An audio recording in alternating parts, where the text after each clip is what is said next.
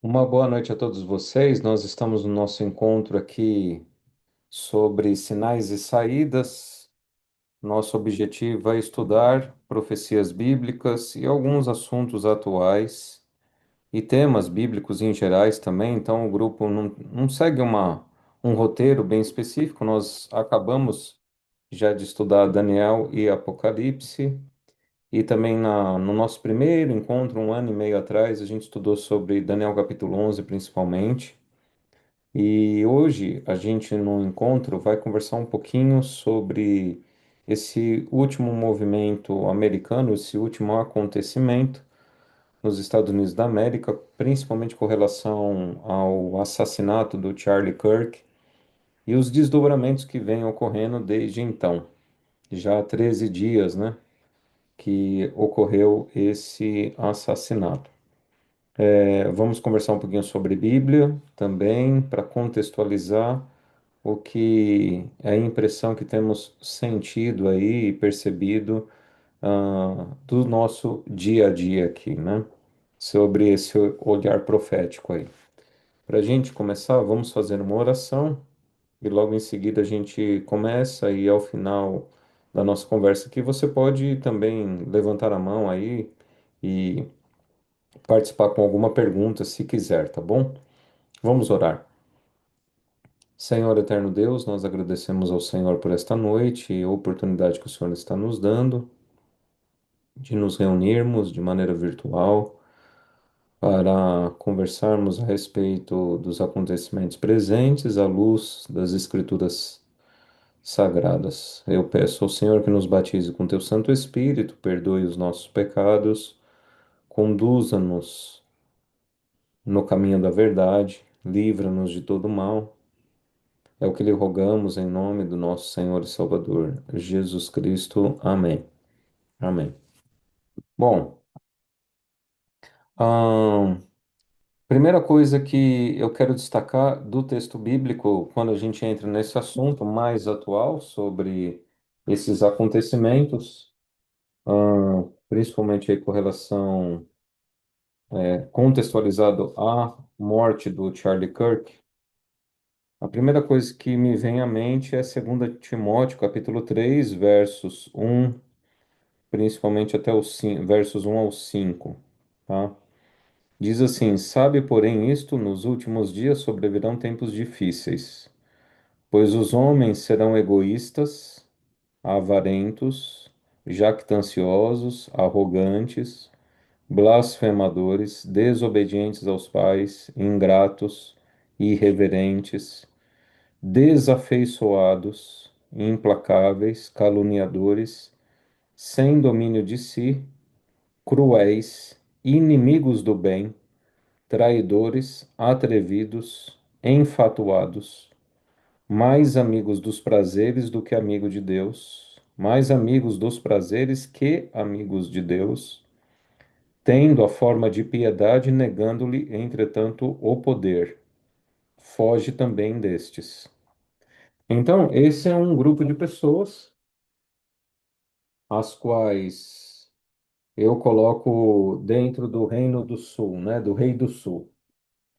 Quando eu falo Rei do Sul, eu estou me referindo ali a Daniel capítulo 11, versos 40 em diante, onde mostra uma confederação, duas confederações que entram em conflito, onde o povo de Deus está no meio disso aí, né? Daniel capítulo 11, versos 40 a 45. No tempo do fim, o rei do sul lutará com ele e o rei do norte arremeterá contra ele com carros cavaleiros e com muitos navios, e entrará nas suas terras, as inundará e passará. Entrará também na terra gloriosa, e muitos sucumbirão, mas do seu poder escaparão estes, Edom e Moabe, e as primícias dos filhos de Amon. Estenderá a mão também contra as terras, e a terra do Egito não escapará. Apoderar-se-á dos tesouros de ouro e de prata, de todas as coisas preciosas do Egito. Os líbios e os etíopes os seguirão, mas pelos rumores do Oriente e do Norte será perturbado e sairá com grande furor para destruir e exterminar a muitos. Armará as suas tendas palacianas entre os mares contra o glorioso Monte Santo, mas chegará ao seu fim e não haverá quem o socorra. Essa profecia que eu acabei de ler aqui é uma profecia que ela está para o futuro ainda. Talvez estejamos vivendo presentemente, mas nós não conseguimos discernir ainda 100% dessa profecia aqui. Porque profecia não é para adivinhar futuro, como eu já disse em outros encontros. Profecia é somente registrada pelo profeta, porque quando acontecer na história, a gente então consegue comparar a história pós-acontecimento com a profecia já registrada, para que então a gente creia que é o poder de Deus, que Deus revelou. Então, esse aqui é um fato histórico relevante para o tempo do fim e que está em desenvolvimento. As correntes atuais interpretam o Rei do Norte como o poder que crê, o poder que adora, tá? Por quê? Porque a Babilônia estava ao norte, o Império Sírio estava ao norte, o Império Assírio e Sírio estava ao norte, e tinha por característica esse politeísmo, ainda que era um paganismo, mas era uma adoração. Adoração a Baal, por exemplo. Agora, quando você vai para o Rei do Sul, a corrente interpretativa atual, escatológica, fala que o Rei do Sul é uma característica especificamente de uma cultura egípcia, onde tem um homem no centro, né? Faraó, ele tinha atribuições divinas, ele era Deus, filho de Ra, tá? Então, um homem no centro da adoração. E o Reino do Norte, ele é considerado aquele que crê em um Deus fora do ser humano, tá? Então, o que que a gente pode interpretar se desdobrando disso aí? Que o Reino do Norte seria atualmente a direita cristã, entre aspas, tá? Porque cristã aqui, eu vou estar usando essa palavra cristã de maneira muito genérica, tá? Não cristianismo bíblico, cristianismo real, mas esse cristianismo do anticristo, vamos dizer assim, né? Que toma o lugar de Cristo. Então, o Reino do Norte é a direita cristã apostatada, que seria o anticristo ali, e o Reino do Sul seria esse humanismo, onde a gente entende que vem dessa cultura marxista, onde o capital se torna o eixo da disputa, o homem como solucionador de todos os problemas e imprimindo o comunismo, que seria a promessa do novo céu e nova terra humana, que vai construir uma sociedade comum, perfeita, né? Que é utópico, é irreal e que, muito pelo contrário, ao longo da história, que a gente vê, né, desenvolvendo, é que todos os governos com essa retórica socialista, seja fascismo, nazismo e socialismo, que é tudo uma mesma retórica, eles causaram os maiores sofrimentos na idade moderna e pós-moderna, né? E ainda estão causando, tá? O que acontece com o assassinato do Charlie Kirk, e o que eu estou enxergando nas notícias que venho acompanhando é que houve agora uma catalisação, hoje, ou seja, o assassinato dele foi um catalisador onde se acelerou um processo agora onde o nacionalismo cristão, e eu já vou explicar um pouquinho sobre nacionalismo cristão, o nacionalismo cristão, ele pegou um fôlego agora muito grande, mas muito grande mesmo. Então vamos entrar nesse tópico aqui do nacionalismo cristão. O nacionalismo cristão, ele passa a ser desenvolvido ali mais ou menos na década de 70, na década de 60, 70, onde se resgata o Destino Manifesto norte-americano. Destino Manifesto norte-americano, ele é uma Esse destino manifesto é como é que eu vou dizer aqui? É uma ideologia que foi construída pelos pais fundadores da América ali na fundação dos Estados Unidos da América, onde se criou uma ideia que a América do Norte, a América, eles não falavam América do Norte, né? Mas hoje a gente pode colocar América do Norte, ela tem um destino manifesto que é levar a liberdade, ser o guardião da liberdade para o mundo todo. Então, essa polarização que a gente está vendo aí acontecendo, que é Estados Unidos da América, BRICS, né? Que é Brasil, Rússia, Índia, África do Sul, Rússia e China. Ah, BRICS, de um lado, a gente pode pensar num reino do Sul, e Estados Unidos da América, aqueles que o seguem como a sua filosofia, o reino do Norte.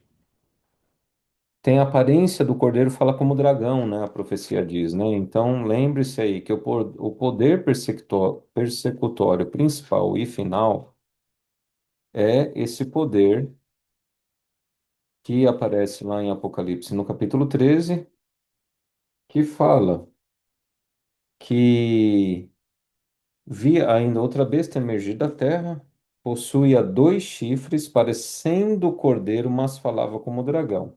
Então, parecendo cordeiro, falando como dragão, obviamente, é um poder aparentemente cristão, mas não é cristão.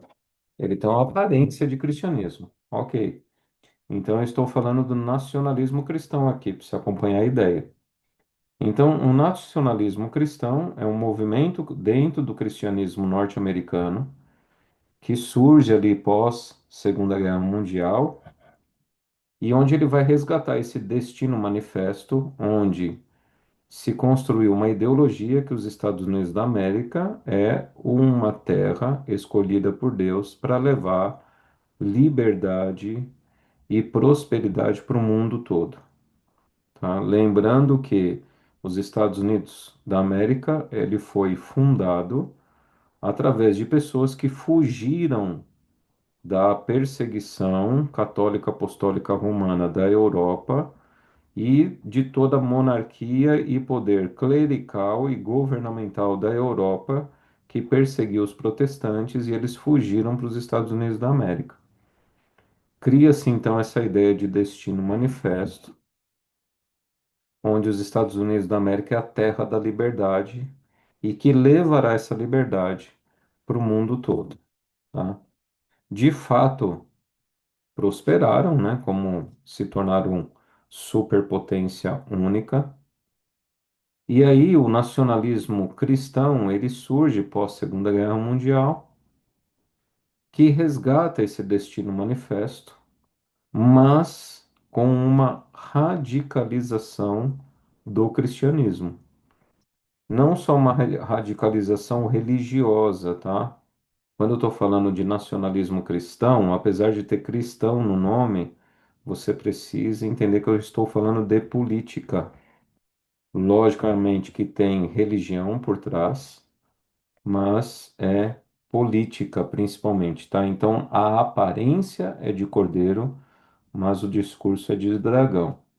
E o nacionalismo cristão, ele tem uma teologia chamada teologia do reconstrucionismo, que mudou o nome agora, tá? Eu não lembro o nome direito, mas é uma teologia do domínio, do dominacionismo, alguma coisa assim, mas antigamente era reconstrucionista. E aí o que que acontece? Essa teologia reconstrucionista, eles fazem uma aliança político-militar com Israel, e fazendo essa aliança política militar com Israel, eles acreditam que quando o terceiro templo for reconstruído, então o primeiro templo é o Templo de Salomão, o segundo templo foi na época de Herodes, que nem acabou de ser construído, o Império Romano destruiu, né?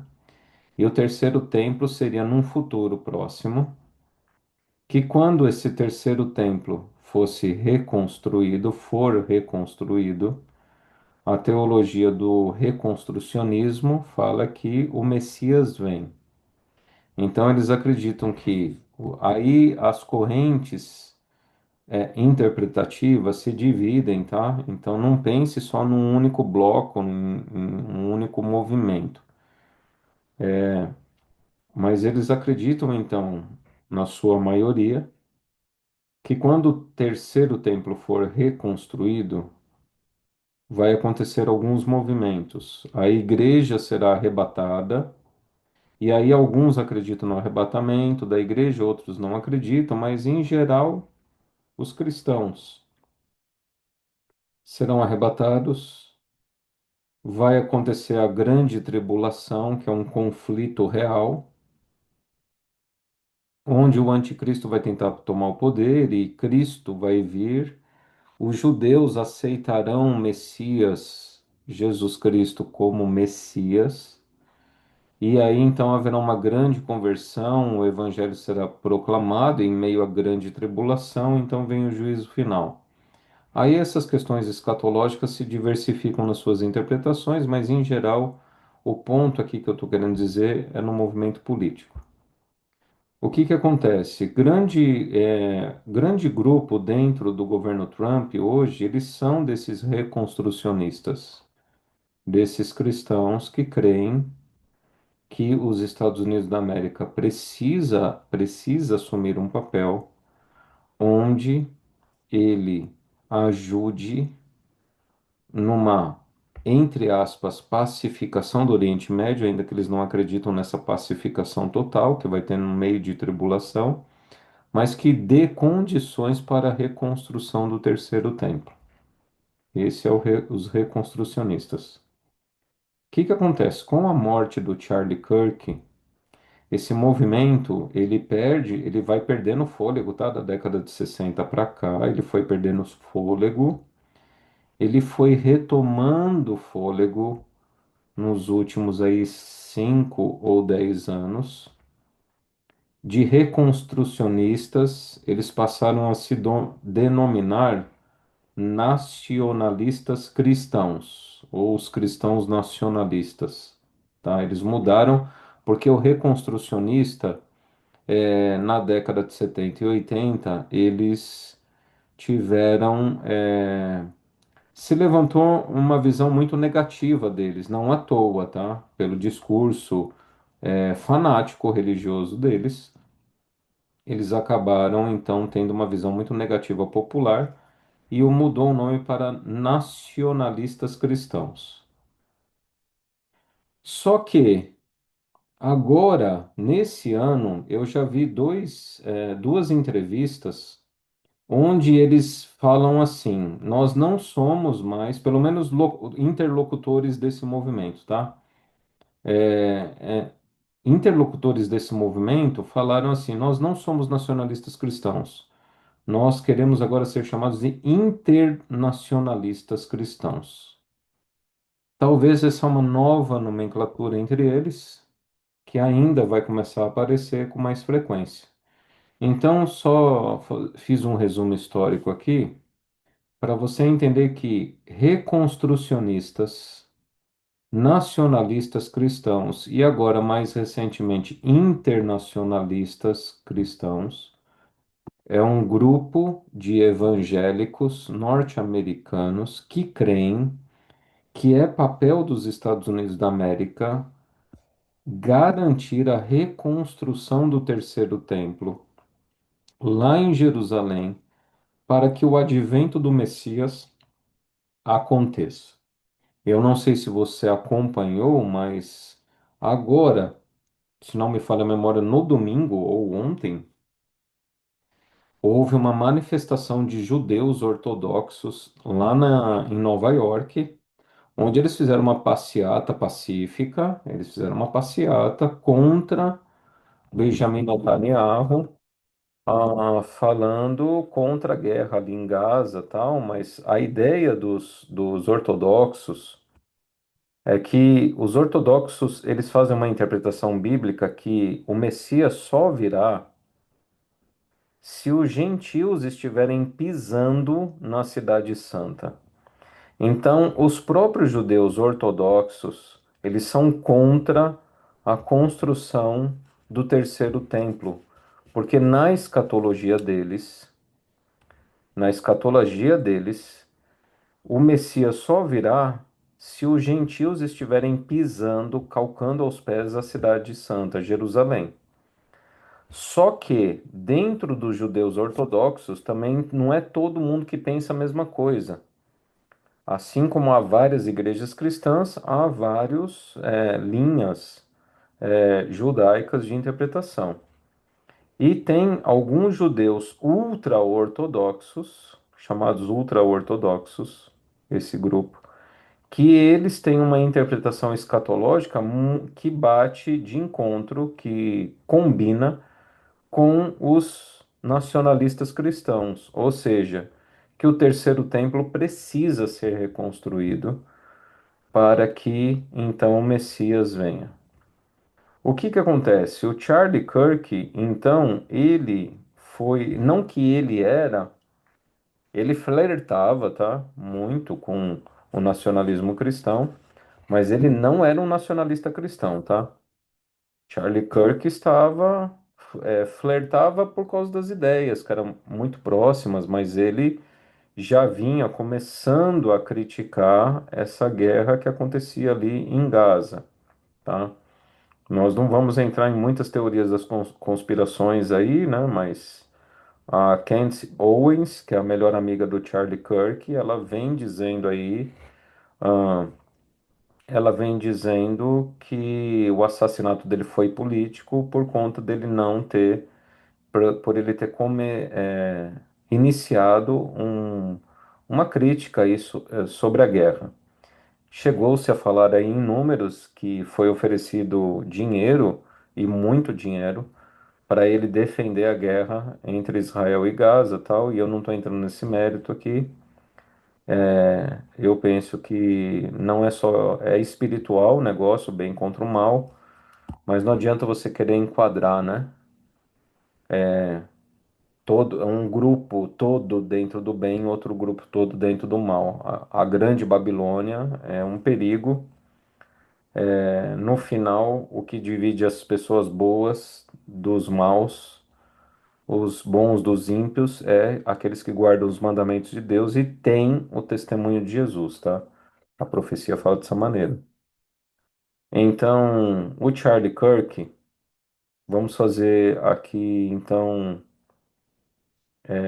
como é que Deus e como é que Satanás vai trabalhar? Deus, ele também quer converter e salvar as pessoas, e por isso ele derrama o Espírito Santo dele. Então, como é que Deus e Satanás vai estar se aproveitando? Não que Deus criou a morte do Charlie Kirk, mas como é que isso está se desenvolvendo? Desdobramento, né, de causa e efeito. Então, o Charlie Kirk, ele começou a falar sobre a guarda do sábado, porque ele, nos seus estudos pessoais da Bíblia, a gente nota que nos últimos anos ele estava dando muita ênfase ao Antigo Testamento, isso é um movimento dentro do cristianismo também, tá? Os novos cristãos, chamado novos cristãos, que a nova escola de teologia que valoriza a questão do Antigo Testamento e diminui a ruptura entre Novo Testamento e Antigo Testamento, tá? Então, E.P. Sanders é um teólogo da década de 70 que começou essa escola. Estou tentando lembrar o nome do outro, que é mais famoso do que ele até. Já já me vem à mente. Mas o E.P. Sanders é o que começa enfatizando o Antigo Testamento, a importância dele. Vocês podem perceber que não à toa muitos cristãos hoje celebram festas judaicas. O Rosh Hashanah é hoje, né? De ontem para hoje, é o Ano Novo judaico. Então, essas celebrações, esse resgate das festas, isso acontece também ao estudo da academia, tá? Teológica. Então, eu percebi nas palestras do Charlie Kirk que ele realmente estava dando ênfase na questão do Antigo Testamento. Ele era um crente nos 7 dias da criação literal, né? 7 dias literais de criação. Ele advogava a validade, a continuidade entre o Antigo e Novo Testamento. E ele, pelos seus estudos, começa então a descobrir que tem que guardar o sábado. Ele começa a escrever um livro que ele não terminou, chamado Guardar o Sábado, Keep Sabbath. Era o livro que ele estava escrevendo. E ele deu uma entrevista, em um congresso, e eu vou falar sobre esse congresso agora. Ele fez uma entrevista onde ele defendeu que o sábado, ele, a esposa e as filhas guardavam o sábado do pôr do sol da sexta-feira ao pôr do sol do sábado. Talvez você já assistiu esse vídeo, porque viralizou no nosso meio adventista, até principalmente nas redes sociais, por conta dele falar do pôr do sol da sexta ao pôr do sol do sábado, que eles guardavam o sábado em casa. Mas o que não se explicou, ou poucos explicaram, foi em que contexto que ele falou isso. Ele falou isso em um encontro dos das pessoas que estão envolvidas aí no projeto 2025. Ah, ele não era adventista do sétimo dia? Não, não era, Antônia. Ele não era adventista do sétimo dia, tá? Mas ele era um guardador do sábado, conforme nós guardamos e conforme o mandamento de Deus ordena, tá? Ele era um guardador do sábado. Ele e a família, tá? Do pôr do sol da sexta-feira até o pôr do sol do sábado. Ah, então ele fala isso. Em um congresso, ele explica sobre isso, ele fala do livro que ele estava escrevendo, tal, da importância, e ele fala até nesse congresso que ele deixa. Ele era uma pessoa, gente, ele era um debatedor, ele era um apologeta bíblico. Tá? O apologeta, ele tem que ter uma articulação boa para não afastar o seu público ouvinte, tá? Ele mantém o posicionamento dele, mas ele ouve todos e respeita. Esse era o Charlie Kirk. Então, ele, nessa palestra, nessa conversa, que ele está sentado numa poltrona, junto com o interlocutor do lado dele, ele fala sobre a guarda do sábado e ele dá uma relaxada ali, falando assim: olha, eu não tô falando que eu não estou obrigando você a fazer a mesma coisa, mas ele não obrigava ninguém, esse era o estilo dele, e ele tá certo. Um homem de Deus, ele, viu, eu considero, tá? Particularmente.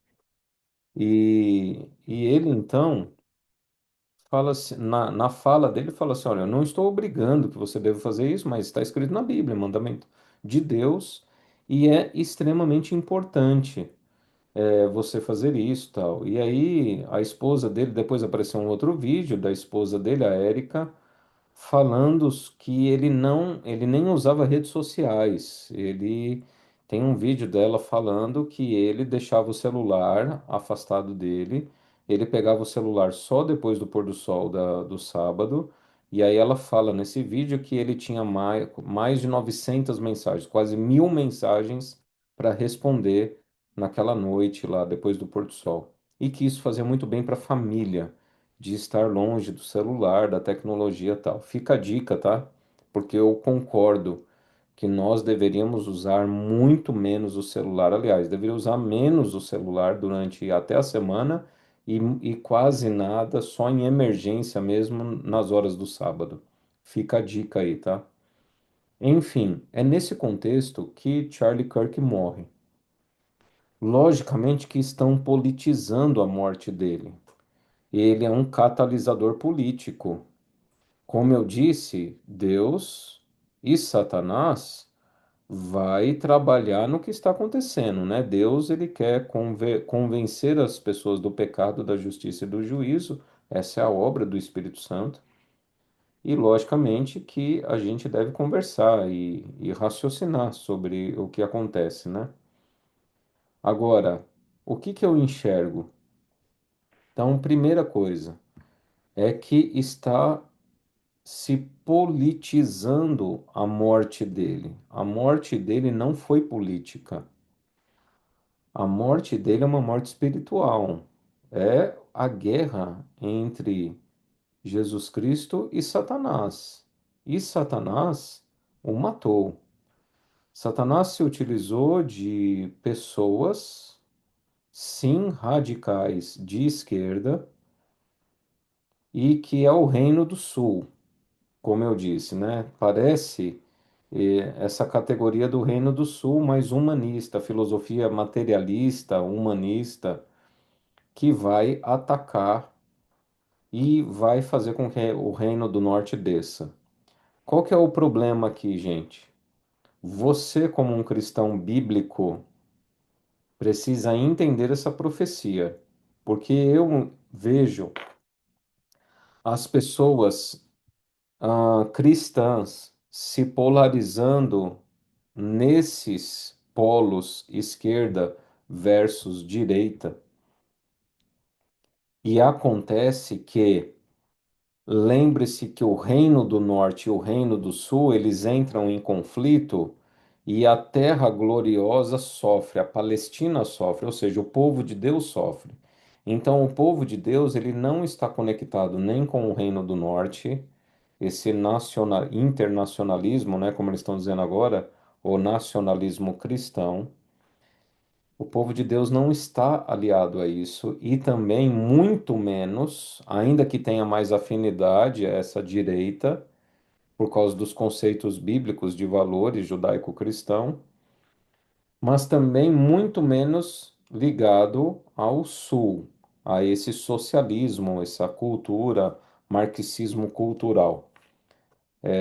O marxismo cultural, gente, ele uma pessoa que fala que é cristã e ela fala que é de esquerda, que ela é do lado esquerdo, da esfera esquerda, uma pessoa que fala isso é uma pessoa que ela desconhece o marxismo cultural. É uma pessoa que não sabe quem foi Karl Marx, não sabe o que e aqui agora eu falo de maneira polêmica. E lembre-se que a nosso encontro aqui não estou falando de política, eu estou analisando os movimentos, a ótica da teologia. Então, uma pessoa que fala que é alinhado a PT, PSDB, PSOL, PCdoB, ou seja, todos esses conjuntos de partidos que são alinhados ao espectro marxista, gramscista, Antônio Gramsci, Karl Marx, ah, as pessoas que são alinhadas a isso, ela não pode falar que ela é cristã, porque esses movimentos, eles implodem o cristianismo, eles destroem o cristianismo. Está na base deles a destruição do cristianismo. Agora, um alerta aqui. Os que se alinham ao nacionalismo cristão, ao internacionalismo cristão, ao reconstrucionismo, eles também não são cristãos. Agora, quem que é o mais perigoso? Na minha opinião, o mais perigoso é o nacionalismo cristão. Por quê? Porque a aparência é de cordeiro, mas o discurso é do dragão. Você está entendendo? Então, de um lado, PT, PSDB, PSOL, PCdoB, eu estou usando nomenclatura aqui brasileira, né? Aí tem a China, Partido Comunista Chinês, os movimentos esquerdas comunistas, o Foro de São Paulo, na América Latina, democratas nos Estados Unidos, o social-democrata na Europa. Então, esses movimentos de esquerda, isso aí não tem nada a ver com o cristianismo. Isso é o Reino do Sul. É o homem no centro e a destruição dos valores bíblicos. Só que, o que que acontece? Aí vem um movimento no meio evangélico, ok, eles entenderam isso, está se levantando esse discurso, e aí então agora vem um movimento que as pessoas começam a olhar para o nacionalismo cristão, e aqui que eu espero que fique bem claro para você. Eu não estou ficando em cima do muro. Eu tenho um posicionamento bem claro. Meu posicionamento é bíblico, teológico, de assim diz o Senhor. Então, nem a esquerda, nenhum espectro da esquerda, marxista cultural, gramscista, presta, porque isso aí eles querem destruir todos os valores judaicos cristãos. Só que a profecia nos alerta a respeito daquele que parece cordeiro, mas fala como dragão, que é o reino do norte, que é aquele que parece cristianismo, mas não é de fato, tá? Que é esse reconstrucionistas que mudaram o nome para nacionalistas cristãos e que agora estão se autodenominando internacionalistas cristãos. Os dois extremos é a mesma moeda, cara e coroa. Os dois vão, no final, perseguir o povo de Deus. Esse é o ponto que a Antônia acabou de escrever aqui. Enquanto eu estava falando, ela estava escrevendo. No final, ambos irão se unir para perseguir o povo de Deus. E, pela profecia, Antônio, a gente pensa numa união da perspectiva da perseguição, mas eles vão, na verdade, atacar uns aos outros, tá? Porque lá em Apocalipse 17, veja o que que acontece no final. No final, todo esse balaio de gato aí, que a Bíblia chama de a Grande Babilônia, diz assim: os 10 chifres que viste e a besta, esses odiarão a meretriz, e a farão devastada e despojada, e lhe comerão as carnes, e a consumirão no fogo. Porque em seu coração incutiu Deus que realizem o seu pensamento, o executem a uma e deem à besta o reino que possuem, até que se cumpram as palavras de Deus. A mulher que viste é a grande cidade que domina sobre os reis da terra. Então, o que que acontece? O que está acontecendo aqui na profecia é que os 10 reis que sustentam a meretriz, no final das contas, eles vão atacar a própria meretriz e vai virar uma guerra entre eles. Como a gente está vendo que está acontecendo aí, né? Está acontecendo uma guerra entre eles, tá? E aí, quem que sofre nessa história? O remanescente, aquele que não está conectado nem a um e nem ao outro, porque enxerga no discurso um discurso perigosíssimo, de um lado e do outro lado. De um lado, ataca todos os princípios bíblicos que é essa esquerda. Do outro lado, quer obrigar as pessoas a uma ideologia de adoração que será a marca da besta, uma obrigação de adoração. Qual lado é bom? Para o remanescente, nenhum lado é bom. Nem a obrigatoriedade da adoração, quanto a destruição de todos os princípios bíblicos, o reino do norte e o reino do sul. E o povo de Deus está sofrendo nisso aí, nesse meio, tá? Então, até essa união, os discursos são tão variados que é até difícil acontecer uma união, mas haverá perseguições com o discurso seja de esquerda ou seja de direita. Então, eu espero que isso aí ficou claro. Se não ficou claro, você coloque aí no chat, faça a pergunta aí para a gente esclarecer um pouco mais. Mas voltando aqui então, o que aconteceu com a morte do Charlie Kirk é que esse internacionalismo cristão, que é boa parte da base governamental do Trump, e o Trump ele não é um internacional, ele não é um reconstrucionista, tá? O Trump tem pessoas e muitas pessoas ao redor dele que possuem essa ideologia do reconstrucionismo. Então, o que que acontece? Esses reconstrucionistas, nacionalistas cristãos e internacionalistas cristãos, o mesmo grupo, eles estão se utilizando politicamente da morte do Charlie Kirk. E aí, então, aconteceu um movimento, e você acredito que está acompanhando aí, que é um movimento que as pessoas que comemoraram a morte de Charlie Kirk, elas estão sendo marginalizadas socialmente, politicamente, economicamente. Então, movimentos que nem demita um extremista, né? Demita uma pessoa. Do lado empresarial, ok. Se eu fosse um empresário e eu tivesse uma pessoa, um funcionário no meu quadro de empregados que comemora a morte de alguém, realmente essa pessoa não trabalharia comigo. Eu também tomaria essa postura. Você percebe como a gente está em terreno movediço, em areia movediça aqui? O discurso, a aparência é muito correta, mas o que que acontece? Veja só.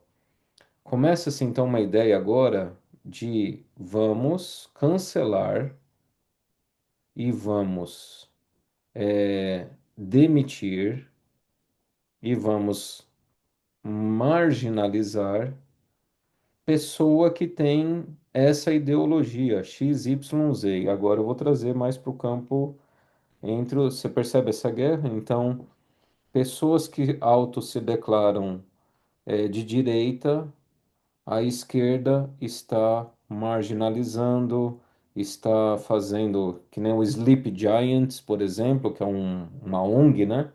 Esse Sleep Giants é uma ONG de esquerda que quando o empresário de direita, vamos dizer assim, o dono da Havana, o Luciano Hang, que ele é declaradamente de direita. Então, o Sleep Giants, ele cria grupos de influencers, de formadores de opinião, de redes sociais, e começa a espalhar, ó, não vamos mais comprar nada da Van porque ele é da esquerda.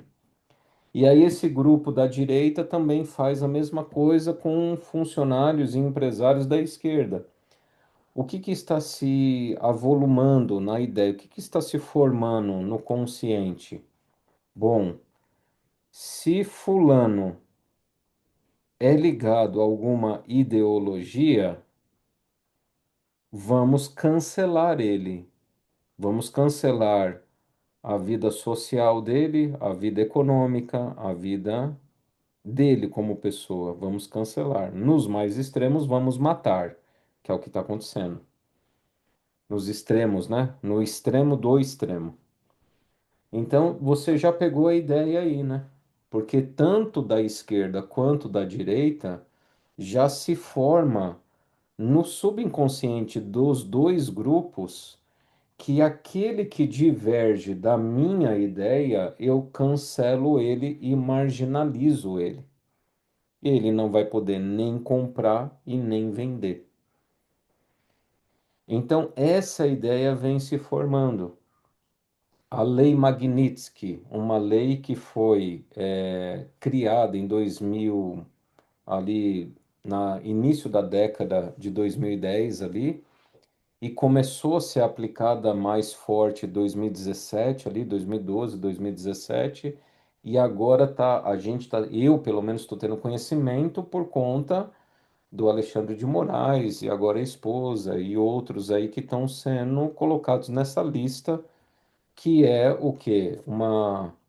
É um expurgo é, s- capital, é um expurgo do capitalismo, onde não vai poder nem comprar e nem vender. Então, o que eu estou querendo dizer é o seguinte, que esses movimentos, a gente percebe que vai, então, cada vez mais se formando e consolidando essa ideia da marginalização, do não poder comprar e nem vender. E isso a gente enxerga tanto do lado esquerdo quanto do direito, tanto do Reino do Norte quanto do Reino do Sul, tá? Então, a morte do Charlie Kirk catalisou, quando eu falo catalisou, é acelerou esse processo. O funeral dele foi agora, nesse domingo. Foi extremamente comovente. Foram 300, estavam esperando 100 mil pessoas e compareceram 300 mil pessoas. Houve um aumento, eu vi em outros vídeos, houve um aumento de 600, 600 pessoas por dia fizeram inscrição no Partido Republicano. Então, note, ele é um apologeta cristão que defendia princípios bíblicos cristãos, que fazia palestras em universidades e que pegam esse jovem, que ele era um jovem, 31 anos de idade, e entrando na idade adulta, né, literalmente, né, 31 anos de idade. Então, um jovem assassinado que defendia princípios cristãos e debatia princípios cristãos nas universidades, pega-se agora e constrói uma imagem de um político, começando a falar assim, ó, ele seria com certeza um futuro presidente nos Estados Unidos da América, mas ele nunca declarou isso, mas já construíram essa imagem. Ah, porque foi ele e o Trump tem muito a agradecer pela vitória política, tal. E a esposa dele, na quinta-feira à noite, no dia seguinte à morte, entrou em rede social lá no programa Turning Point USA, né, que é o nome lá do movimento dele. Ela falou que não foi um assassinato político, foi um assassinato espiritual, uma guerra espiritual. Nesse ponto ela está certa. Agora, Erika Kirk, o que que a gente deve analisar e o que que você, se você quiser acompanhar, né? Até onde ela vai se manter firme nesse posicionamento dela, que a morte do marido foi espiritual, que é uma guerra espiritual. Será que a Erika Kirk ela vai se manter apolitizada, à margem da política? Ou eles vão conseguir, como eles estão capitalizando a morte dele para a política, será que vão arrastar ela também para a política? O Turning Point, né, que é o movimento do Kirk, Turning Point USA, ponto de virada USA. Será que o Turning Point vai deixar de ser um movimento de apologética, de defesa de princípios bíblicos dentro das universidades? Será que o Turning Point vai virar um movimento, um braço do Partido Republicano ou de repente até um partido, mesmo não fazendo parte dos republicanos, mas o Turning Point virar um partido? Será que ah, eram 6.000 pontos do Turning Point em 6.000 universidades? Hoje, segundo o último vídeo que eu vi, são 36.000. Veja a multiplicação. Praticamente sextuplicou a quantidade de pontos da Turning Point. Então, onde vai parar isso aí? E o que vai acontecer? Bom, eu não sou profeta e nem filho de profeta, mas o que eu posso ver é que a morte do Charlie Kirk, ela foi e está sendo está sendo é, trabalhado, manipulado, por assim dizer até, nesse viés político, onde cada vez mais a política e a religião vão se misturando, de um lado, e o socialismo e o discurso ateísta do outro, onde esses reis do norte e do sul eles entram em conflito, e quem vai sofrer no final da história é o povo de Deus. Por quê?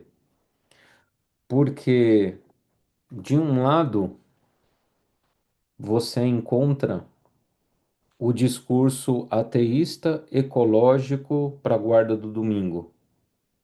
E isso vem sendo apresentado já há décadas, pelo menos desde o ano 2000.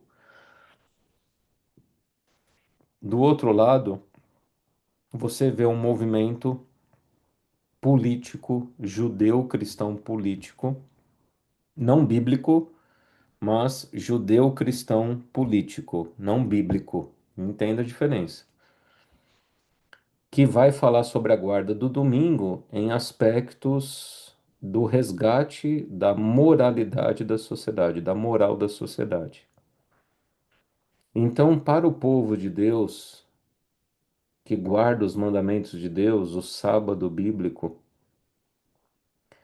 você olha para um lado e você vê um discurso ateísta, socialista, marxista, que não tem nada a ver com a Bíblia, nada a ver com valores cristãos, e você facilmente se afasta disso, a não ser que você não tenha conhecimento. Mas facilmente você se afasta porque não tem nada a ver com Bíblia. Mas eles estão defendendo a guarda do domingo ecológico, um dia para o planeta Terra, um dia para Gaia. Do outro lado, você olha e vê esse fanatismo cristão, entre aspas, judaico-cristão, político, que não tem nada a ver com Bíblia, e você vê esse moralismo, aparência de piedade, negando, entretanto, o poder.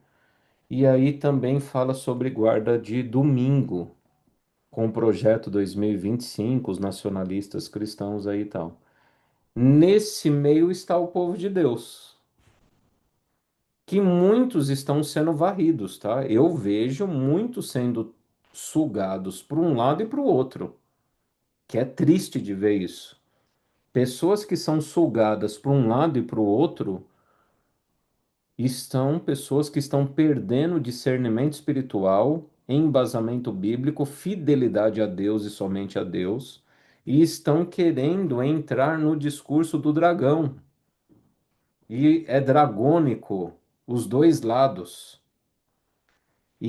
Então você é de centro, pastor? Tem gente que já me perguntou isso. Então eu já entendi, pastor. O senhor é de centro. Não, eu sou apolítico, porque o negócio está ficando feio. O negócio está ficando feio, tá? E aí, então, você quer saber um princípio já? Eu sou apolítico de não defender lado, mas você quer saber um princípio para você escolher uma pessoa? A pessoa ela tem que ser equilibrada. E a pessoa, principalmente, ela não pode beber, não pode fumar, tem que ter uma vida familiar estável ou ser uma pessoa que se preserva nas questões sexuais, não beber, não fumar e, de preferência, vegetariano. Por que que eu falo isso? Porque se a pessoa não bebe, não fuma, ela tem uma alimentação saudável, uma vida saudável, essa pessoa está muito mais sensível ao agir do Espírito Santo na cabeça dela do que um devasso, seja de direita ou de esquerda. Um cara que bebe, um cara que fuma, um cara que se prostitui, um cara que idolatra, seja idolatria humana, idolatrar homens, os ateus idolatram homens. E os idólatras do outro lado fazem a idolatria de um Deus que não é bíblico, vamos dizer assim. Então, para você saber votar, na minha opinião, e não só na minha opinião, tá? Há uma orientação sobre isso, profética. É melhor você votar em uma pessoa que não bebe, que não fuma, que tem uma vida saudável, que se alimente de maneira saudável, que não se prostitui, porque essa pessoa, independente do viés dela, ela está muito mais sensível a seguir um direcionamento do Espírito Santo do que aquele que é um devasso. Você entendeu o ponto aí, né? Então, na verdade, não tem para onde a gente correr, no fundo, no fundo, em questão política. Eu sei que as pessoas esperam, pastor, mas que lado então? Que caminho que eu tomo? Bom, a profecia diz que se a gente fugir do urso, vai se deparar com o leão, que a gente vai tatear a parede no escuro e vai se deparar com uma serpente. Então não tem muito aonde fugir. O reino do norte e o reino do sul, eles esmagam o povo de Deus. Eles causam sofrimento. Então é isso. o que a gente está conversando essa noite aqui, o que eu estou apresentando para você, é que mais uma peça no quebra-cabeça profético vai se encaixando. Assim como a pandemia acelerou o processo profético, assim como a. Vamos voltar um pouquinho mais, né? Eu posso até nomear aqui até uma sequência.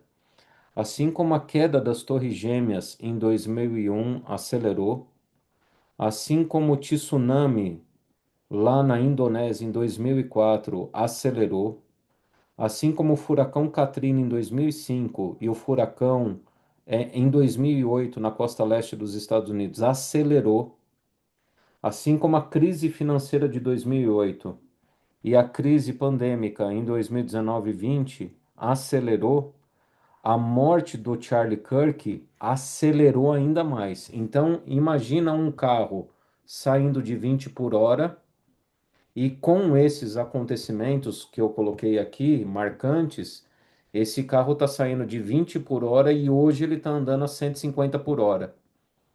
Então, é isso que vem acontecendo no novo milênio, né? No século 21 nosso. Então, é essa consciência que eu quero trazer a você, para você ficar alerta.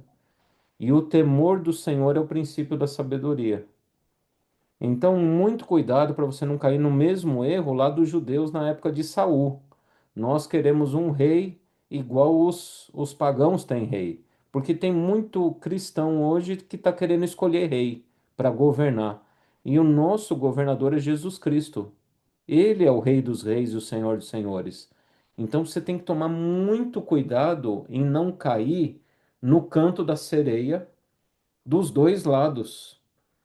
E você ficar um pouco à margem disso, analisando de maneira racional, tendo espírito de profecia, a Bíblia na tua cabeça, e você fazendo uma análise do que caminho você vai escolher. Você deve exercer sua cidadania? Exerça. Ué, a gente tem que ainda estamos vivendo aqui nessa terra, né? Não estamos saindo dela. Mas tenha muito cuidado, mas muito cuidado mesmo.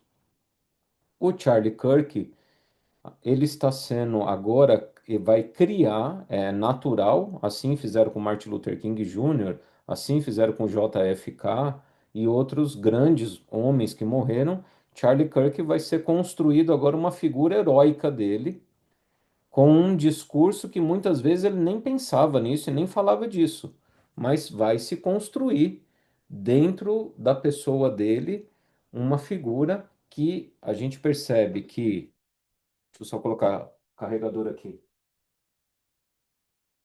Dentro da figura dele, vai se construir um discurso que o que eu estou enxergando vai fortalecer a questão do decreto dominical, porque todo esse internacionalismo cristão junto com esse movimento protestante e católico forte nos Estados Unidos, vai culminar num decreto dominical muito próximo aí. Se acelerou, tá? Todo esse processo se acelerou. Veja que até a morte dele, né? A morte, o luto, o trauma, né? Se dá também em setembro, um dia antes do 11 de setembro. Depois tem toda essa numerologia. Aí a gente entra um pouquinho na teoria da conspiração, né? Mas 11 dias depois faz o funeral, onde dia 11 estava todo mundo traumatizado. 11 dias depois, às 11 horas da manhã, começa o funeral do Charlie Kirk. Então, até onde que os numerólogos cabalistas seguiram isso aí, se eles estão por trás disso aí ou não, aí é teoria de conspiração, né? Mas o número 11, para quem não sabe, é um número de adoração satânica. Então, sempre acontece no mês de setembro, né? As catástrofes aí e tal, né? Hamas, né? Foi ali, justamente nesse período aqui, que Hamas e começou a guerra lá no Oriente, a invasão do Hamas lá nos kibbutz, há 3 anos atrás. Então, você percebe que o mês de setembro, que é o mês do Ano Novo das bruxas aí também, acaba tendo muita influência nesse cabalismo aí e tal, nesse mundo espiritual. Se é coincidência ou se é intencional, no final Deus vai revelar todas as obras, quer sejam boas, quer sejam más, né? Hoje a gente especula. Tem que tomar muito cuidado no discurso, não ficar batendo martelo, mas são coincidências que a gente analisa, né? As quedas das Torres Gêmeas, ahn, o assassinato do Charlie Kirk, funeral às 11 horas da manhã, é 11 dias depois. Então, parece que é uma intencionalidade de sempre resgatar a memória do trauma na cabeça das pessoas. E aí, através do medo, você impõe um discurso onde as pessoas acolhem de maneira mais fácil o discurso que é baseado no medo. Essa era a tática da Igreja Católica Apostólica lá na Idade Média. E essa mesma tática vem sendo abordada nessa construção aí, para as pessoas aceitarem. Os dois extremos discursam sobre o medo, sobre o extremo para dominar as pessoas. Então você toma cuidado com isso. Onde tem medo, o espírito não está ali. O espírito é de paz, de tranquilidade, de unidade. E que você seja pelo menos uma pessoa vigilante. Se o conselho que eu te dou é o mesmo conselho de Cristo: vigiai e orai, porque você não sabe o dia e a hora, as coisas estão acontecendo. O mais importante é você literalmente orar, vigiar, pregar o evangelho da salvação para as pessoas. Em vez de você ficar discutindo política e até se exaltando nessas discussões, use essa mesma exaltação, use essa mesma energia para pregar o evangelho. Não importa, porque são seres humanos, dos dois lados são seres humanos, esquerda e direita. E nós temos que pregar o evangelho da salvação. Esse é o ponto nevrálgico. E Satanás, ele está percebendo que Deus está prestes a derramar o Espírito Santo com grande poder e ele vai causar distrações para que você não seja um soldado de Cristo. Aqueles que há muitos, veja, né? E termino aqui a minha fala com Daniel capítulo 12, que é um verso que eu gosto muito, que diz, no verso 3: os que forem sábios, pois resplandecerão como o fulgor do firmamento, e os que a muitos conduzirem à justiça, como as estrelas sempre e eternamente. Esse é um verso poderoso, poderoso.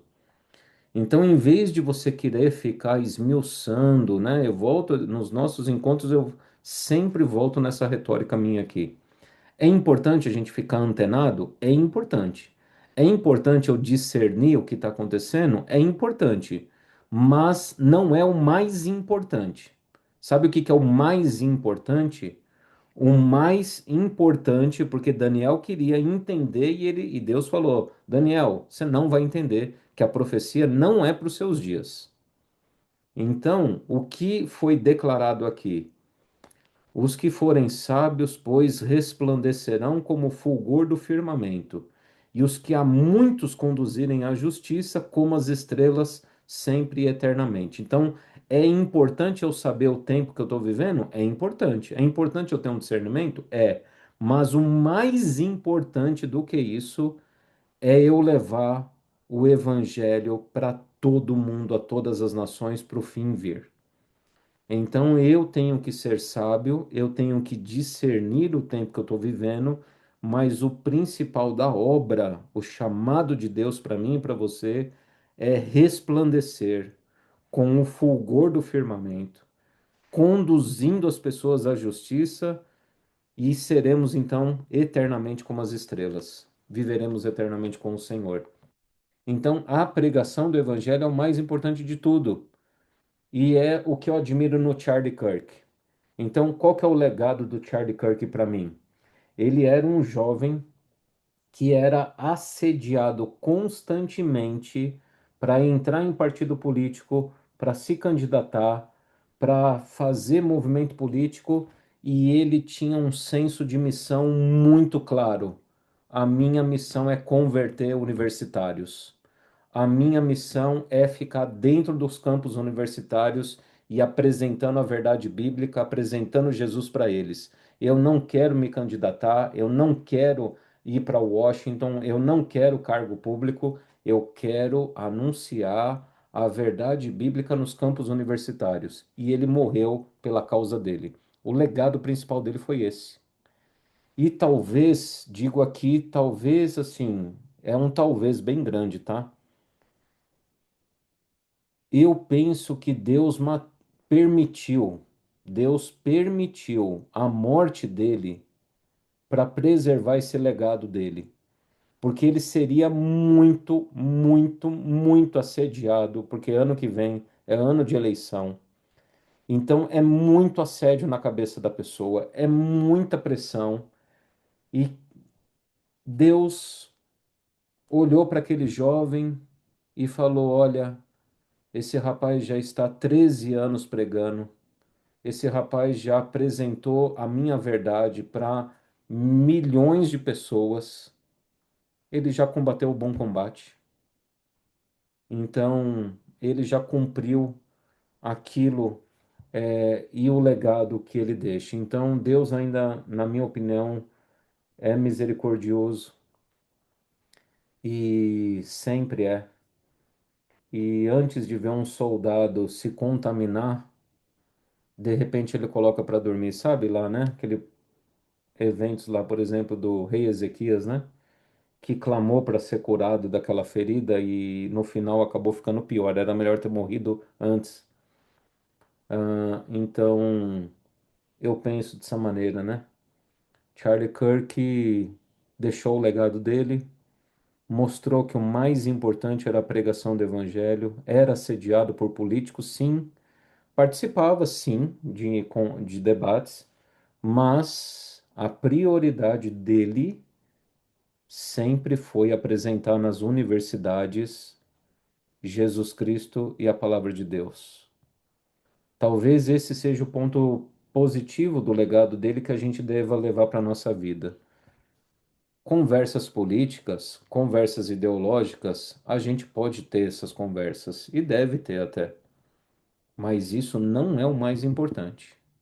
O mais importante é pregar o evangelho de Jesus Cristo. O mais importante é conduzir as pessoas à justiça. O mais importante é resplandecer no meio das trevas. E isso é o mais importante. Não inverta o processo na sua vida, tá? Se a sua vida hoje ela está se desenvolvendo em discussões políticas mais do que a pregação do evangelho, você está sendo seduzido pelo discurso do dragão. Nossa missão é pregar o evangelho. Lembre-se disso. Jesus pregou para os zelotas, que eram os radicais. Jesus pregou para os saduceus, que eram os liberais. Jesus pregou para os fariseus, que eram os radicais da direita, vamos dizer, os saduceus, os radicais da esquerda, os zelotas eram os terroristas que causavam terror. Jesus pregou para todos, porque ele queria conduzir as pessoas à justiça. Não permita que as suas discussões políticas embacem, atrapalhem a pregação do evangelho, porque aí você perdeu de mão, você entrou na Babilônia e a gente é chamado a sair da Babilônia e pregar o evangelho. Que Deus abençoe e guarde vocês aí, viu?